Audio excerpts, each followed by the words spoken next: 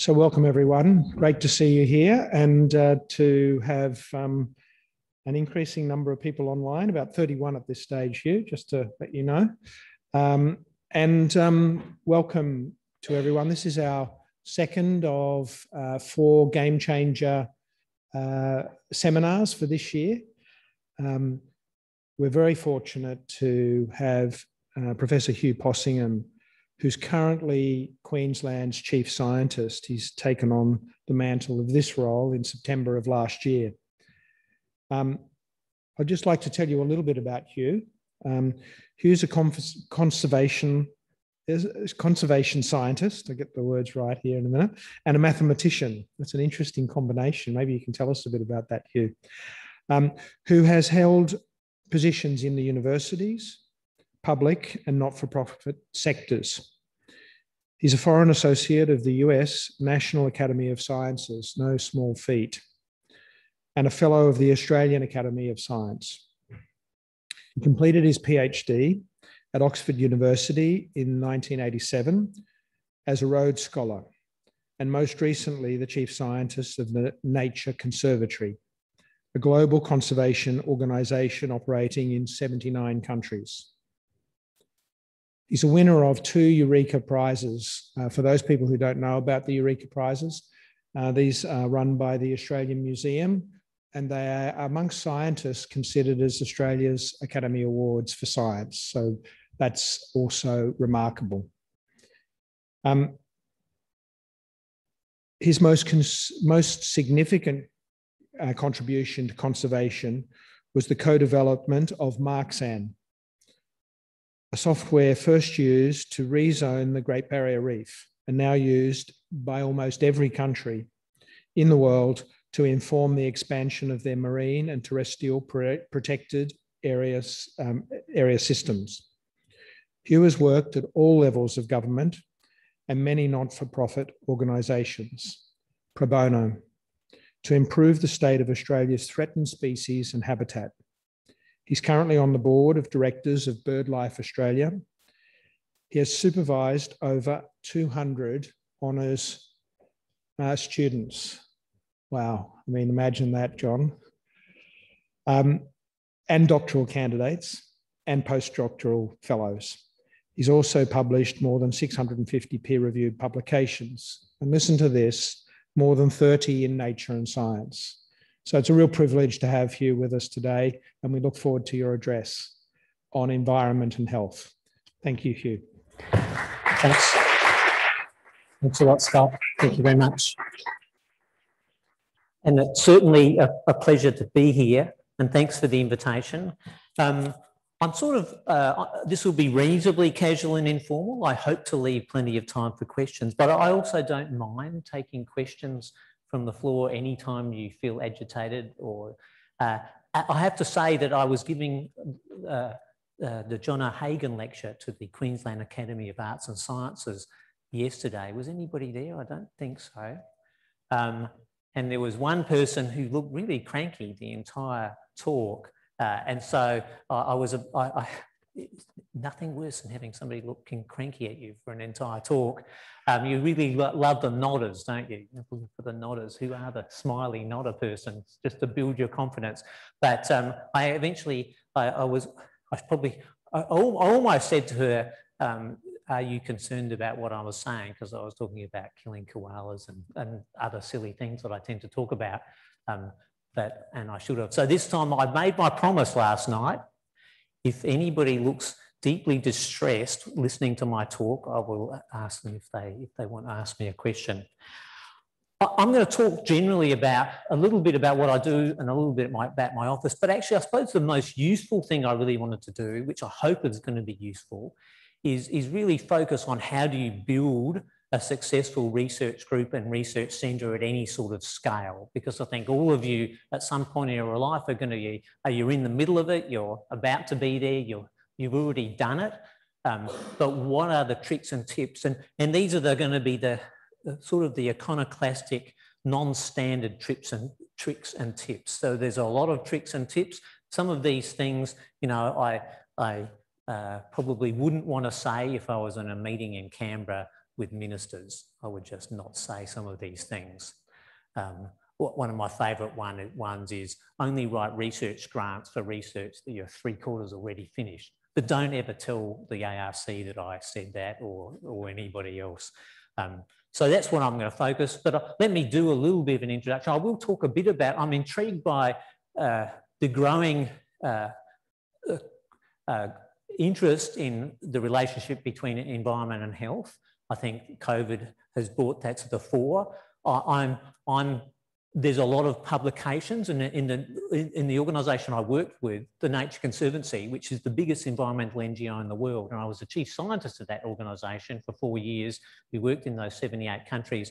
Really, the organisation had focused on people and nature in terms of its mandate. And there was a much increasing focus in all the big environmental NGOs to do projects that delivered sort of a quadruple bottom line.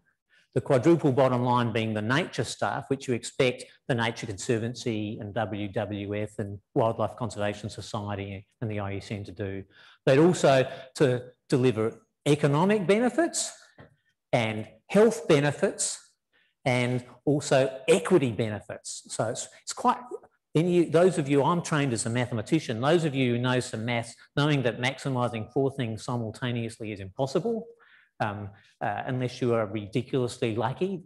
Very rarely is one sort of intervention strategy going to kick goals in all 4 directions simultaneously. It's hard to do, but that was the mandate we set.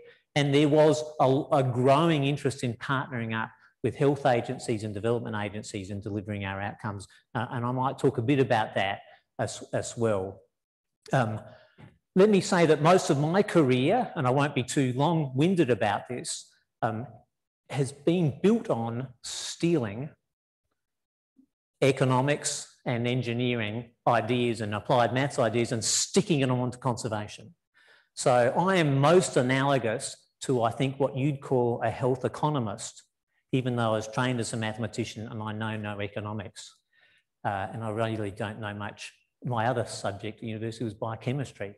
So it's sort of a bit of a messy career I've had, but the way I think is I talk to government agencies, environmental NGOs like the Great Barrier Reef Marine Park Authority or the federal government. I work out what conservation problem they're trying to solve, like rezoning the Great Barrier Reef, saving as many threatened species as we can, sorting out a human-wildlife conflict issue like koalas, crocodiles and dingoes.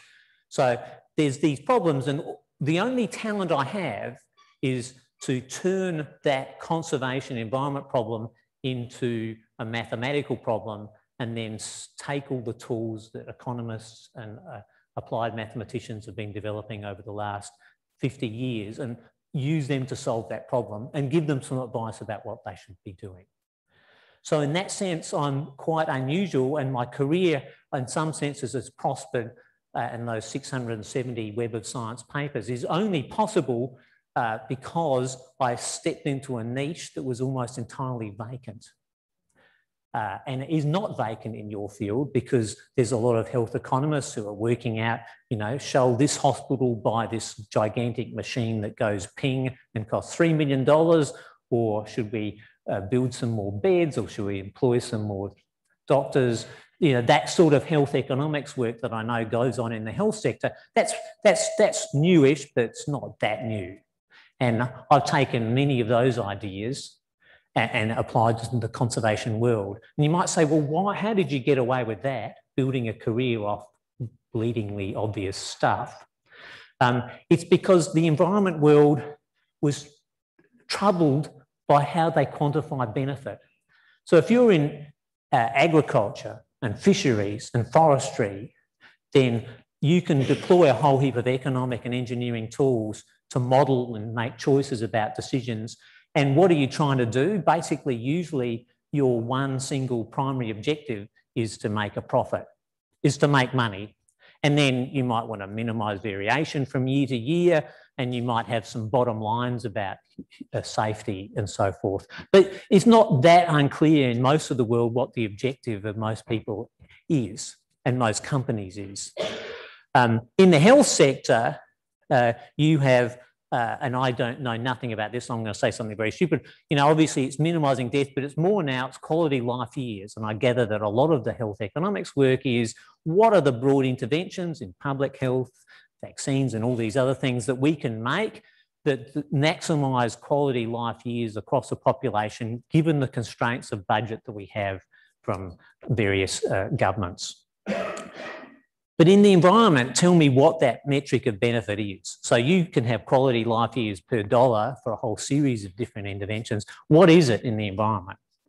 And that's why it's problematic. Is it the amount of habitat? Is it species? Is it water quality? Is it air quality? It's such a multi-dimensional mess. The benefit function in the environment world is such a multi-dimensional mess.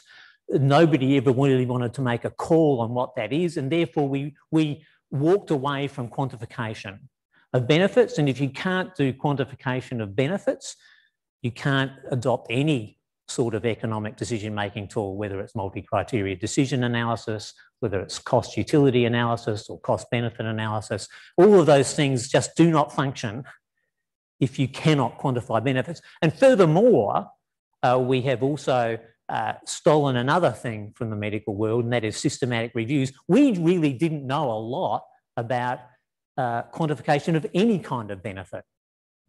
So over the last 10 or 15 years, environmental scientists, rather than just saying, let's go and save this species, we'll put up nest boxes, and we think it might work based on the idea that there aren't enough nesting hollows for bird X or Y, they've paid much more attention to, does it really work, and doing massive systematic reviews across the literature, which I know are commonplace in medicine, and that has been happening for the last 20 years. So we can look at nest boxes and their impact on woodpeckers at 73 studies all across the Northern Hemisphere and actually come up with reasonably good quantifications of the benefits of a particular intervention. So you might say, this is a pretty lowly science. Why did it take you so long to get here? Yeah, it's a good science to do though, isn't it? Because nobody really knows what they're doing. So that's why my group exists. And we're very much focused not on the quantification of benefits, but the utility of economic tools. And you know, this is going to sound really odd. Our most popular recent paper is simply a paper about how you cost a conservation intervention. That's it. It's just telling people how to keep track of costs, economic costs, because you can't do a cost-effective analysis if you don't know what anything costs. And in the conservation literature, nobody pays any attention to that. So it's almost as though the ecologists said, we love conservation, we want to save the world, but the ecologists refused to adopt any of the tools of economics and decision science because the economists have destroyed the planet, apparently. They haven't destroyed the planet. Economists, like engineers, are people who have a toolbox to solve problems. They have no value system per se. They're just there to help humanity, much like engineers and health scientists are. So that's sort of the background of my career, and that's why I've often been very interested in the analogies between the environment and the health sector in this economic world. And of course, I'll briefly touch on health and the environment before I start talking about research groups and research centres. There is a lot of literature now emerging about the health benefits of, I'm a bird watcher. Nicholas somewhere here is a bird watcher. I literally spend 10 hours a week minimum bird watching. That is what I do. And I do it in a very intensive fashion. I'm always counting everything. It's an exhaustive fashion, but it's the only way that I can escape from my job is to do that or play computer games. Bird watching during the day, computer games at night, but it has to be an intensive mental activity to stop me thinking about the next talk I'm giving to the TRI. I think that generates a whole heap of mental health, and there's been a whole heap of studies now about people's blood pressure, about how much they walk, and their physical and their mental health. The literature is booming in that area. I don't know if any of the people here in this room are involved in that literature. And that's reflected in all our campaigns to get people to be healthier, to go outside. But to be honest, what's the problem with a lot of those studies? you know, they're not clinical trials, are they? I know, you know, we love a clinical trial. Ecologists love a well-designed before and after control impact experiment, so we can do our analysis of variance and we can do all those things. But in this case, clearly, there are so many messy covariates. I mean, who wanders in Sherwood Arboretum, which I do every weekend for 2 or 3 hours? Well, I live in Sherwood. That means something. I can afford a $1 million plus house to actually walk to Sherwood Arboretum, plus all these other reasons about the covariates about why am I a bird watcher, because my parents were white, middle class Anglo-Saxons, and layer upon layer of privilege enable me to pursue this esoteric hobby of bird watching, which actually isn't that esoteric because it's about 15% of all the people in the United States and all of Europe. So Australians are a little bit weird about bird watching. I think they're a whole heap of autistic lunatics, but they're not. They're not. They are a huge fraction of the world. We just haven't got onto it because we're obsessed with sport, and that's all we think is a valid outdoor activity is sport, which is involving hitting your head against another human being or breaking your knee, twisting and changing directions. But a much more benign form of human activity is bird watching, nature watching, and it is actually booming. It's probably doubled in the last 5 years, partly because of the lockdowns, partly because of lack of travel, but it's also partly because of the rise of digital photography. Bottom line, I lament the fact we really still don't know a lot about all the benefits of those things, and the publications I see in that area are fraught with all these covariate problems and causality and correlation issues, which I know you are very, very familiar with in the sort of the public health sector. There's the other big area of the environment and health, which is we know that many of these emerging infectious diseases seem to be appearing because we're moving more and more into natural areas, and there is some, even though that's quite a challenging analysis to do at a global scale, there's enough evidence to know, yes, that is happening. If you push people into the heart of the Amazon and the Congo Basin, and even possibly into North Queensland, you are going to put more and more people in contact with new organisms that could potentially develop into the pandemic that we've just seen. It's hard to know. I think that's fascinating. And the conservation movement have used that a lot to say we need big wilderness areas and people should stay out of it. I'm still not quite sure what the implementation action is about that. I mean, do you stop people making a livelihood from forests? Do you stop people going bird watching in wilderness areas? Do you stop people camping in remote areas? I just still don't know how that new information about the relationship between people moving into wilderness areas and remote areas and the emergence of diseases actually tells me what to do from a policy perspective. And probably that's one of the things that I am quite obsessed with. My favourite talk, the one that makes me the most enemies, is what's the point of monitoring and research for conservation? What's the point? We have enough data, we should just go and do stuff, we know what to do. And then I point out all the reasons why there is a role for monitoring and research, but a lot of the monitoring and research that goes on, to be very blunt, in governments and universities, in the name of conservation, I cannot see any reason why that work would ever deliver changes of management or policy. And so that's my very harsh and aggressive yardstick, that I'm a conservation scientist. A conservation scientist is a person who's interested in information that will change management or policy. Now, if you want to study rare and threatened species X, Y, and Z, or unusual ecosystem A, B, and C, good, and that might one day be useful, but if you can't tell me how that research could ever potentially deliver a change in policy and action, then you're an ecologist. Okay, it's like the difference between a physicist and an engineer.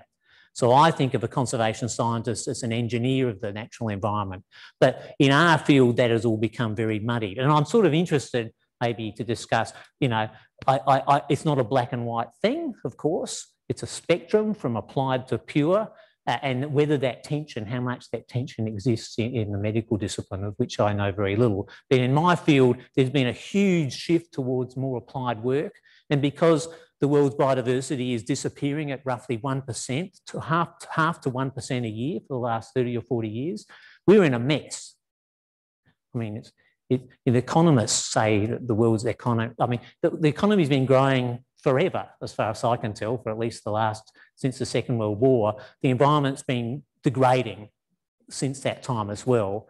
And so we don't have the luxury and the time, I think, if you're a conservation scientist, to study relatively esoteric topics in the hope that one day they may be useful, because we have to make decisions now and we have to make decisions very quickly. And I think in some senses that's not dissimilar to a lot of health work. That said, of course, you rely on fundamental physiology and biochemistry and anatomy and all these other topics to do your work.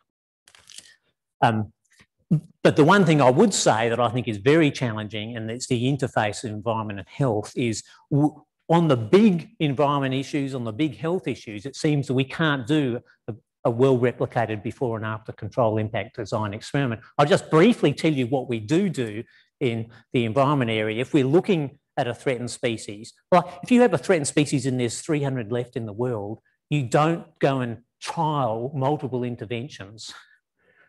You can't. There's 300. They're living in one national park. There aren't multiple interventions you can trial. So you have no control. You only have impact. You have a sample size of 1.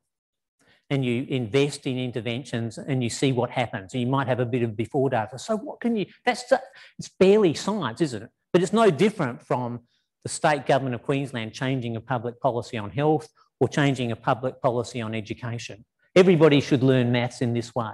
Well, there's no control impact design. We're just basing it on faith. And I think many of you face those fundamental things. Is this really even science? What we do, and this is our pathetic solution to that conundrum of zero replication, one target organism, particularly something where we're very worried about, is we create a predictive model of what would happen if we do nothing based on the past. So we create a counterfactual. So we say, well, northern hairy-nosed wombats, they've been going like this for the last 20 years. We build a population, we build a complicated process model that appears to track what they've done in the past, parameterised by this previously massively correlated and confounded data. And then we project forward and then we do some intervention and we see if that intervention seems to do any better than the predictive model that we did at the beginning. That's it.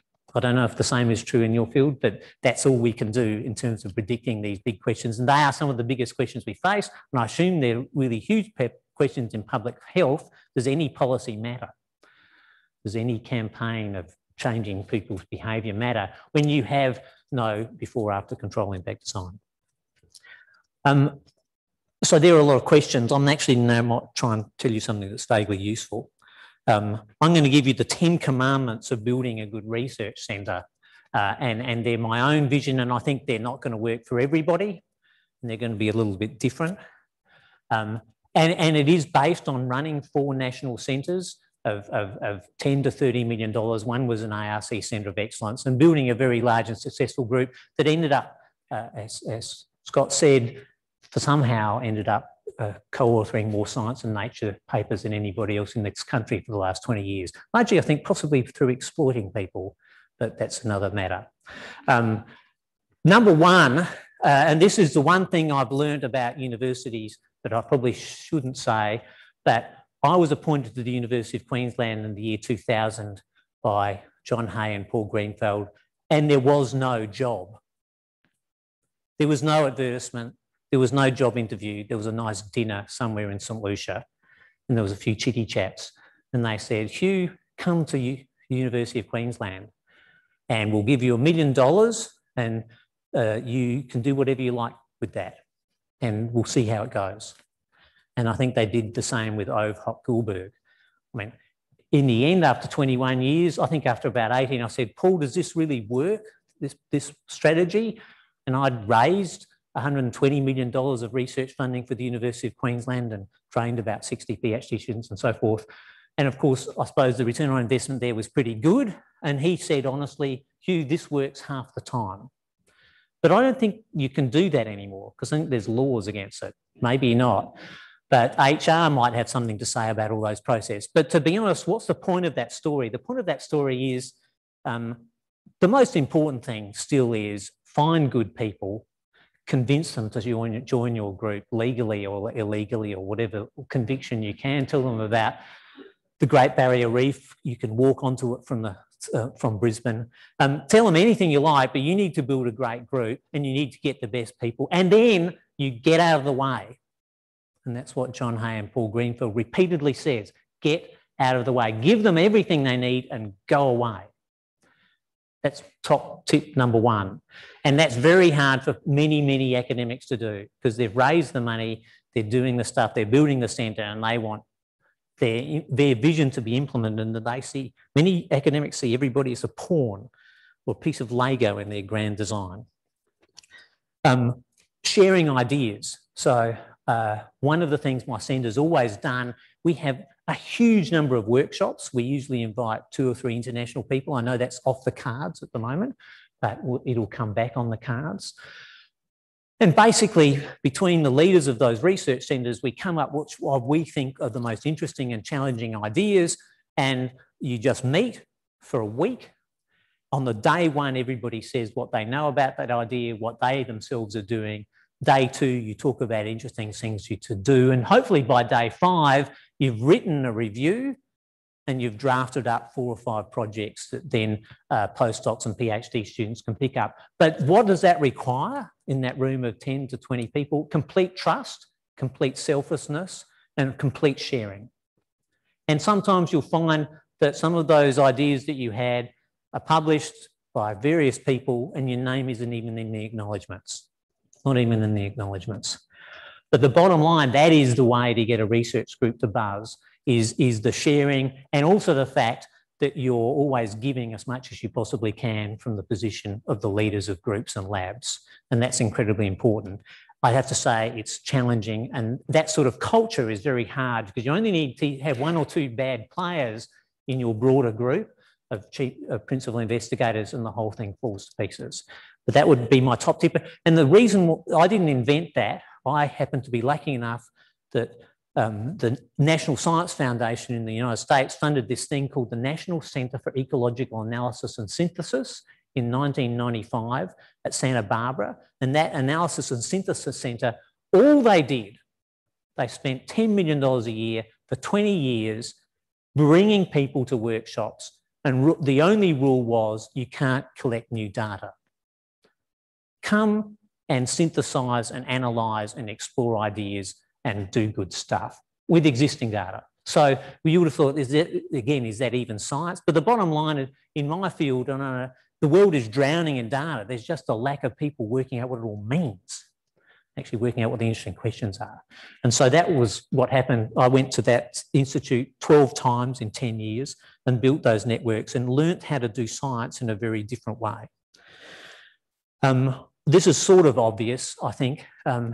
Every postdoc and PhD student and honours student is different. And if you say, this is how I manage my PhD students, and you say how you do it, that's impossible. Because to be blunt, having had completed 85 PhD students, some PhD students, I more or less have to prescribe most of what every paper is. Some PhD students come to me with great ideas and I literally have to do what Paul Greenfield and John Hay did for me, is just get out of the way and pat them on the head and find them money and give them space. And there's everything in between and everything in between. So there is no 2 people that are the same, and there's no cookie cutter model to supervision. I think actually most of you know that. Ahierarchical, and again, academia does lack of hierarchy reasonably well, but some institutes don't. Our view was that anybody's opinion was valid and everybody should be heard. And that cuts across, of course, all lines of race and gender. And in fact, we would have to go out of our way to make sure that those people who were less vocal or less well represented had more of a voice. So one of the things that I've just started to doing and I didn't do it at the beginning of this talk and I'll do it in the middle of my talk, is often we have, of course, an acknowledgement of country, which I failed to do. And this is held by the traditional owners, the Yagara and Turrbal people, and they may have made a huge contribution to environmental science and will continue to in the future. But the other thing I often say at the beginning of talks is a statement of privilege. So what's a statement of privilege? So a statement of privilege is me saying, I have to say that as a white, well-educated, middle-class Australian male, everything has fallen in my lap. And I won't go on about all the privileges I've had, but I recognise them. So what's the point of recognising privilege? It's a bit like a statement of who are the traditional owners of land. You can't necessarily redress the problems of the past and you can't fix them. But if you don't recognise your privilege, you'll never act to fix it. And so we were aggressively affirmative action on a number of levels, and we continue to be aggressively affirmative action on a number of levels, which is interesting because having spent 5 years working in the United States, they legally don't seem to be able to do affirmative action.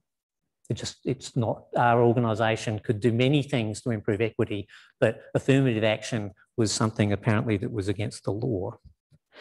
On that same issue, so I would encourage you to sometimes, those of you who feel very privileged, to state your privileges, just to recognise them, and also with the view that those people who haven't had the advantage you've had, you will go out of your way to assist them.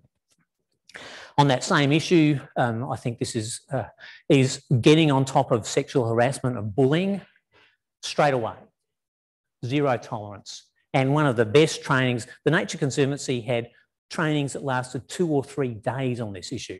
Usually in universities and other research institutes, you click online and you watch something for half an hour and answer some fairly trivial multi-choice questions. Oh, I know everything about bullying and sexual harassment. Well, you don't.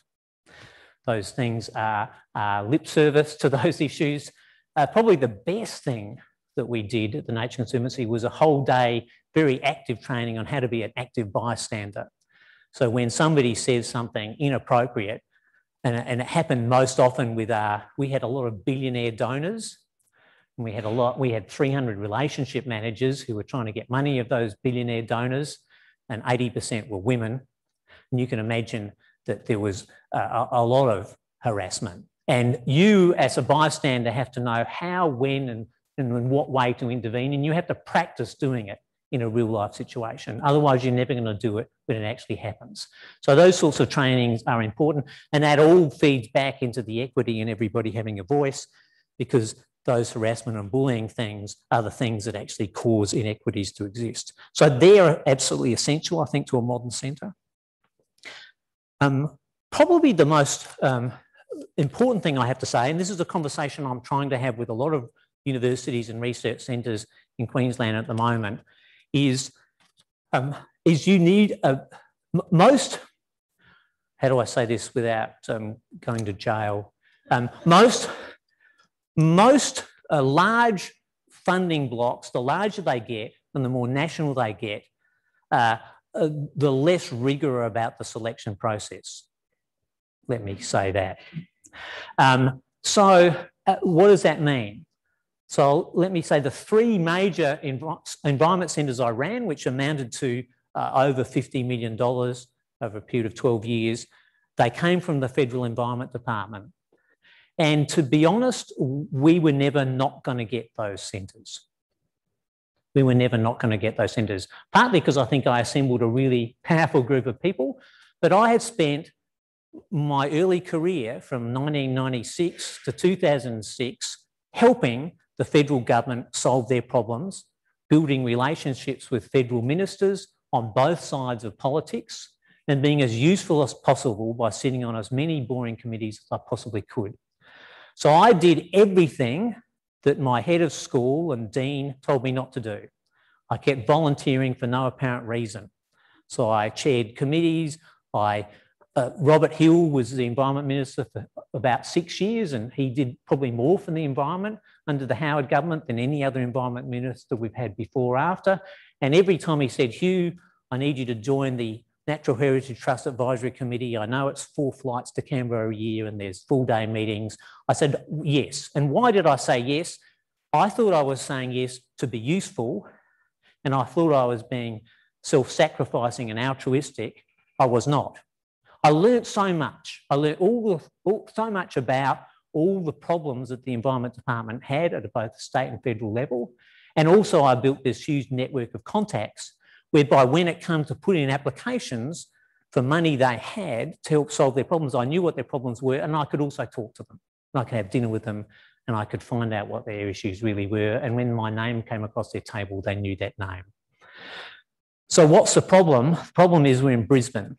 Not that Brisbane's not a lovely place, but I'll tell you that the people in Canberra, Sydney and Melbourne are all over Canberra all the time in the ear of senior public servants and politicians. And it's not as though it's an evil, insidious process. It's just a process whereby they're building those relationships because they're closer and they keep going back and back and back. And they're using their federal ministers to go back and back and their federal MPs.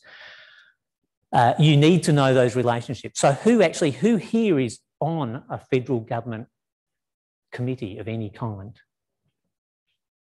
Excellent. So now you know what you will have to do.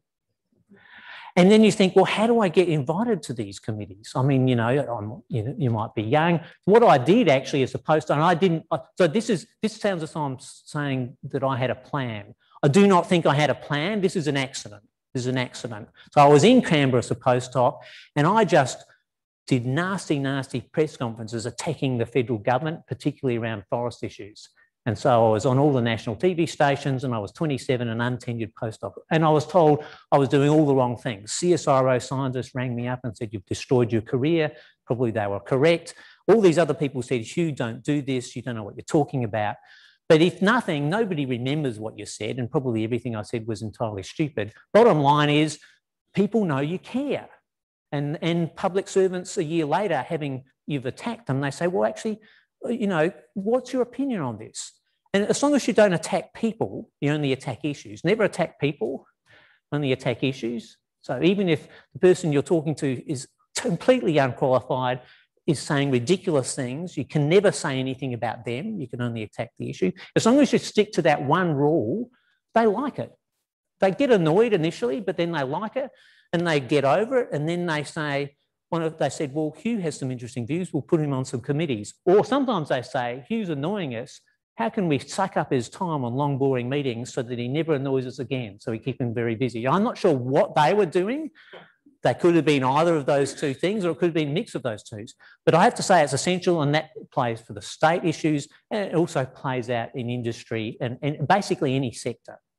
And I have to say, no university head of school, no university dean, no research leader has ever encouraged me to do any of that. Partly because they're thinking this isn't your job. And in fact, it isn't. As an academic in a university, my job was three things, apparently. What were they? Research, teaching, 40% research, and 20% service. And until very recently, do you know what that service was? That was service to the university. I think now they've just opened the door to the notion that academics should be serving society. I mean, what a ridiculous idea, but literally. And I found no positive feedback other than vice-chancellors and deputy vice-chancellors, because they would see the interactions I was having at a public policy level, that I was willing to speak out about science issues. As long as I was speaking about issues apparently I knew something about, that was all okay.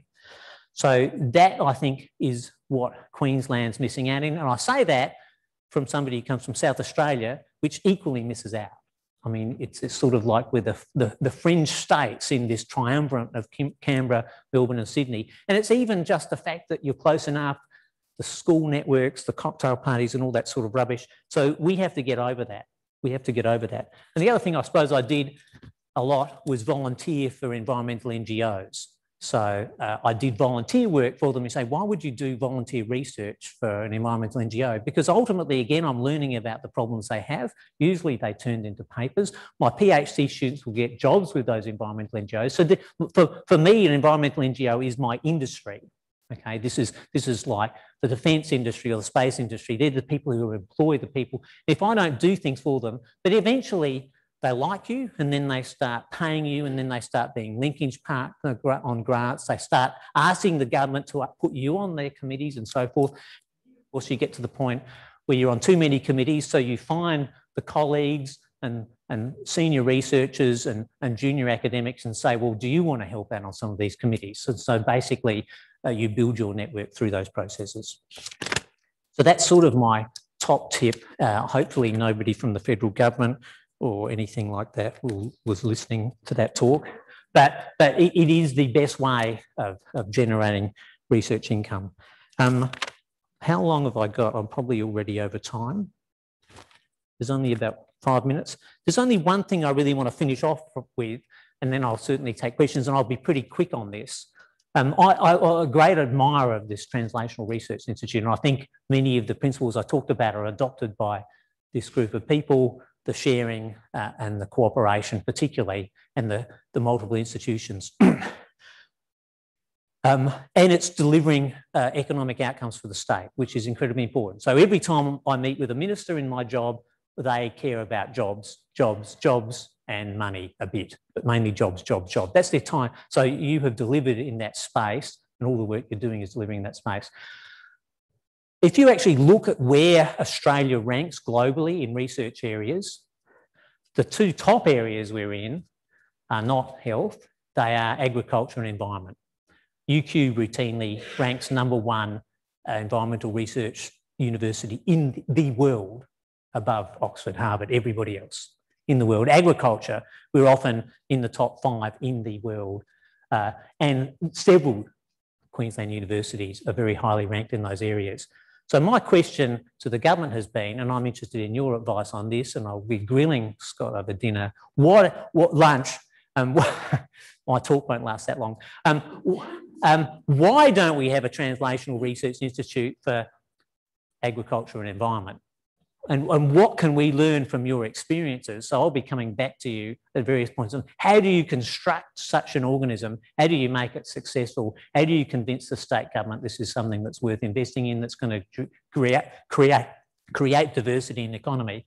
And I think that is the key. And, you know, to be honest, that's the one thing we all need to be saying. This will be my last statement to all our local MPs. You might say, I have no political power. One thing you can do is you can pile into the door of your state and federal MP's office and say, I want to have a chat. And they'll almost always say yes.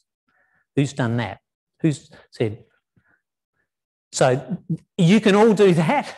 And I would say as scientists and people who care about human health and the prosperity of Queensland, the one thing you can say is this state and its economy has narrowed and narrowed and narrowed. The Australian economy has narrowed and narrowed and narrowed, and now it's coal, and that's going to go. A bit of gas. It's beef, that may persist. It's tourism, and that goes up and down. But most of the rest of it is people being smart and tertiary education and training. And they seem to forget about that. And investment there, we know, produces huge multipliers. So I think it's beholden for us to remind the state and federal governments that Australia's economy is incredibly narrow for an OECD country. It is based on 3 or 4 raw materials and something that's it's really sort of corals and cows and coal. And it's very, very fragile. And if they don't diversify it soon, then we're in for trouble. And the best way to diversify it is to build on scientific excellence like what you have and translate that into outcomes through consulting, manufacturing, and so forth. So if you've got an hour sometime in the next year, that's, I think, the most important hour you can spend is talk to your local MP about the importance of science and research for driving the economy. Thanks. Yeah. I'll say questions. Very good. And where did my water go? Oh, there it is. I'll take them down. Well, fantastic talk, Hugh. Thank you very much. And how you've run your career is probably a great lesson for us at the early stages of how we might run TRI in the future. So I don't think we're light years ahead of what you're talking about. So I think we've got opportunity. So if people could just introduce themselves if they have a question. I'm sure there are questions both online and Monica. Hi. I've got a question. Germany, the legislator just asked the government to show exactly how they are going to reach the Paris Agreement. And so the legislator is given them until 2022. Do you have something similar in Queensland, or is that something that's on your radar? Yes, I think We have promised, I think, in Queensland to do our bit. The federal government are sort of obviously sitting on the fence around climate change, or they're saying we'll get to net zero, but we will never tell you how and why and when. That is sort of vaguely promised. The state government, I think, has made stronger promises about net zero and Paris with the right timelines. But the Climate Council's only just started meeting again, and I think we had to be blunt, under Beattie and Bly, we had a very strong climate group inside the state government. They've done all the calculations, they've done all the maths, they had a clear plan. Campbell Newman's government ended that. They all got dispersed. They went from a group of 80 people to one person in charge of climate. And I think we're in the process of rebuilding that now. But yes, we do need, I think it's not just enough to say we'll meet these targets by these dates. You need to tell people how and why. Queensland has huge opportunities in agriculture and environment, to be honest. You probably know that Australia, 10 to 15% of our greenhouse gas emissions for the continent was Queensland land clearing. Queensland land clearing. And so the declaration I wrote, called the Bigelow Declaration, that Beattie waved and said, we're going to stop land clearing, effectively was the same as taking half the cars off the road, that single act. And of course, everything went down. We were clearing 500,000 hectares a year, which puts us up there with Brazil. So all the consequences of that, human health consequences, water quality consequences, soil loss consequences, are devastating. So there was very strong action then. Under the Newman government, everything got relaxed and everything wound back. This is a problem about policy, is they can go well and then they can go backwards.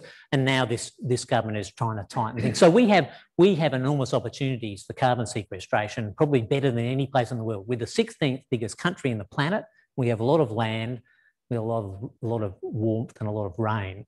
So if we can't meet those climate commitments, I don't see anybody should be able to meet them. So, but we don't have it. That's being worked on, and I will be helping them do it.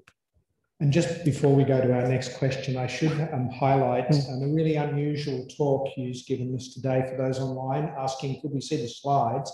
Just to reassure you, there were no slides. So you haven't missed out on anything. They were great slides. I had great slides. There were incredible graphics. So I think we've got a few questions, maybe in the front here.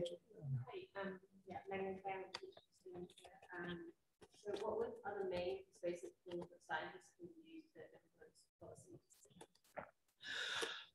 policy? So I think mainly answer the questions you're asked. So first you have to be asked, which is often be a bit annoying at times, and I'm just naturally incredibly good at being annoying.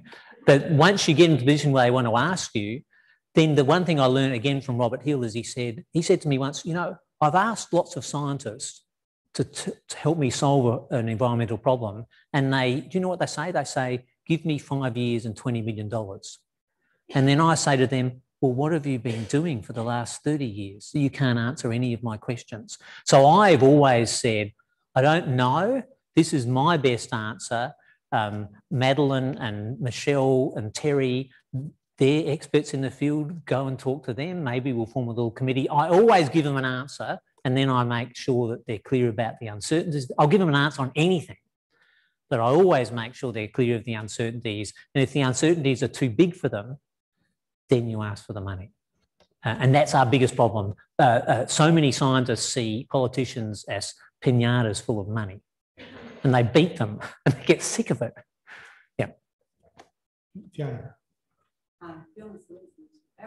So from a position of somebody who's incredibly good at annoying, especially managing, can you tell me, as the Queensland Chief Scientist, so these days our interactions with the media are controlled by the universities, and as we're on 1 year, I think I'm on my 9th 1 year rotating contract, and then people aren't quite prepared to speak up or be controversial. And given that this is a time when we all should be interacting with the public, the environment, from disease, from everything else, what's your solution to that as our Chief Scientist? Sure. Just before you start, could you just paraphrase that for the online? Oh, yes. People? I think... or translate it from Scottish. That's right. The question really is how can we give people, scientists, the security they need to speak out on the issues on which they're experts without fear or favour from anywhere else, and stop any form of sanitation from above. And you're right. So I'll start off saying, from my position, which is a ridiculously privileged one, I actually have never felt that pressure, but I accept that I'm in a minority. And part of the lack of pressure was the feeling that I was invincible, and so nothing I could say or do, as long as I was speaking what I considered to be the truth, would ever come back to hurt me. And I haven't ever had a Vice-Chancellor or anybody, and even in my current job, I'm technically a public servant, so I still haven't had my Director General or any of the ministers tell me to shut up. That's probably coming close, but we'll see how we go. But I acknowledge that that is unusual. So I acknowledge that people in your situation, untenured mid-career to junior people, probably 80% of the time feel under pressure to sanitise their views or not speak at all. That is unacceptable. And one thing I'd say is, if you really feel strongly about a particular issue, the one thing I can say is, if you do suddenly get pressure from above to change or not speak, the media, even though they have so many problems, and I'm not a big fan of the media, the one thing they will leap onto is any form of academic censure. So the people who are trying to control you, in the short term, they don't have any power at all, because the fear of any leak that, you know, Vice-Chancellor X, Y and Z censured one of their academics is huge, because even the Courier Mail will run that as a front page story. But there's another problem, which is the lack of tenure and security, and you're feeling that if you do speak out too much, then you'll be punished in career prospects. Yes? Yes. Right. Yeah, but you're but you're on a one-year contract, you said. Oh yes, yeah, definitely, yeah, I agree.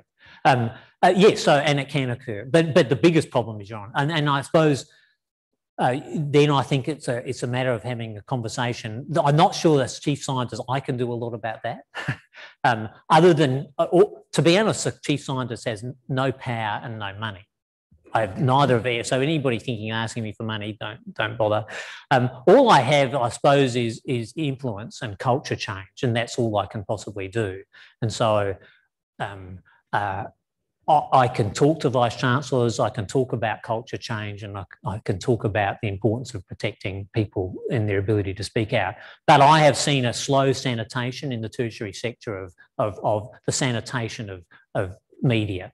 I mean, there used to be university newspapers where people would openly complain about the functioning and the processes of tertiary institutions, and they were all just dried up and cleaned up in the 90s. So, you know, there's no open discussions about those things. So that's unfortunate. I can't control Vice-Chancellors and I can't control senior bureaucrats in universities and research institutes. But I can also point out to them the importance of giving people security. So we have one at the back and we have one online, and then we'll come to you, Nick. Hi. Yeah.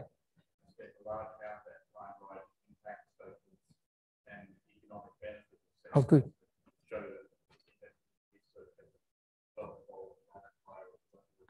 Yeah.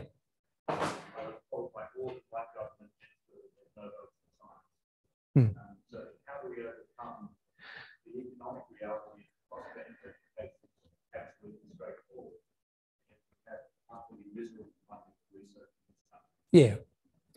Yeah. Well, it's that you asked a question that wakes me up every night. so, and if I had an answer, or if any of us had an answer, we would deploy it. You're right, they don't get it at the moment. That's right. That's right. And you know, 12 is great. I mean, usually I'd go in with 5, being conservative. Some areas like biosecurity, you can go in with 30. And I'm sure some areas of preventative medicine, you can probably go in with a 30 times multiplier in terms of benefits to society. Why then, when they get a pile of money, do they go and put another lane on a freeway? But that's what they seem to like doing, big infrastructure projects. We need a psychologist and some social scientists and a political scientist to answer that question. I suppose, to be honest, my only strategy is this, is in the tenure I have, is to gain their trust. And once I gain their trust, to have sufficiently long and meaningful conversations that I can influence their decisions. But that is only half done by logic. The rest is social. In fact, maybe it's 80% social and 20% logic, which is disappointing and means everything's slow. The other answer, of course, is for everybody in the room to become a politician. So we have a question online, Hugh. Thank you, Hugh. That was fantastic. This is Aparna from the National Centre of Epidemiology and Population Health at ANU. What's happened with the pandemic is that our seminars go everywhere. Oh, good. So that's good. I wanted to pick your brains about jobs and funding, particularly for succession planning for mid-career researchers. What's the lessons learned in conservation science and how that might translate to health and medical research and science? And I don't have a magic bullet for that. I'm going to say one thing which I think is not quite answering the question, but it's one thing that I think the Australian sector could do more of. And I think we need to facilitate more people moving from the research sector, particularly the university sector, to industry, to the public service and back again. So I felt as though some countries, and I think the United States, and in some areas, Germany and the United Kingdom, not all areas, seem to have a more of an open door between those sectors. And I've always felt that the Australian university sector, to be honest, too many people get their tenured job, you know, probably was at 30, now it's probably later, but they get it. And then 35 years later, you open the office door and they're still there. And that's a lot of people. And I wish we had more ways of getting people to move around, because I think it creates more dynamic, more churn. It gives people multiple options. And particularly if they know they can go off and say, let's be seconded to the federal public service or the state public service for 2 or 3 years, or seconded to industry, and feeling as though that they can then come back without disadvantage. So that's a big cultural issue. But I think it's got better. So I think I'm seeing more people move between the sectors. And I would encourage you to think about those options and then always be looking to move. And Jeff Garrett, one of my predecessors of Chief Scientist, is one of his favourite. He had an incredible number of interesting and entertaining statements. One of them was, by 2030, 80% of people will be in a job that doesn't exist now. And I don't really believe that. But he used to say it anyway. And the average person who's coming out of university now will have 17 jobs or 17 careers. My father had one. My brother just retired and he had one job with Shell, the oil company. I'm a family offset. But the bottom line is I have two. My father and my brother had one job.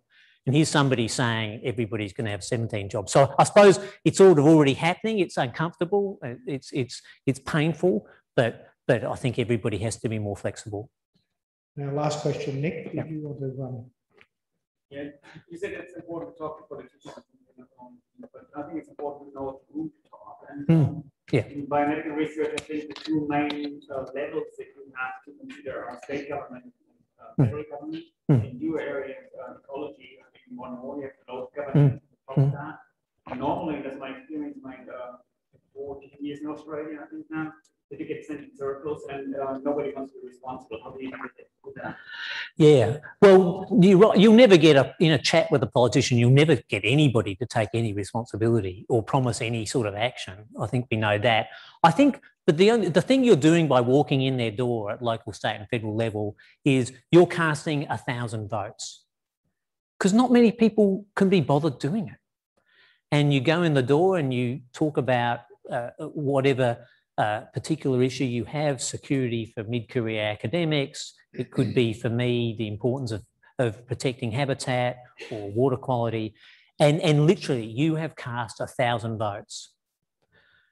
You don't ask for anything, you just point out the issues, you provide some potential solutions, and then you try and follow up with their advisors. The other group of people, of course, are the ministers will have is a lot of advisors, and it's hard to find them, and you don't know where. If you can, in that meeting with a minister or a meeting with a politician, find out who their key advisors were, and they're going to be more responsive to advice and start sending them text or sending them interesting articles saying, hey, look, this just came out in this journal and it points to some of the issues that I was talking to you about. You will eventually have significant influence. So if you're willing to culture relationships with advisors who often end up being politicians, you can have enormous influence, but it is slow. And it's built a lot on personalities, and you may build an incredible relationship and that person just may retire from politics and never be seen again. So it's sort of like science. It's sort of like throwing the darts and every now and then you get a bullseye. So thank you very much, Hugh, for sharing your expertise, particularly on how to build a successful research program.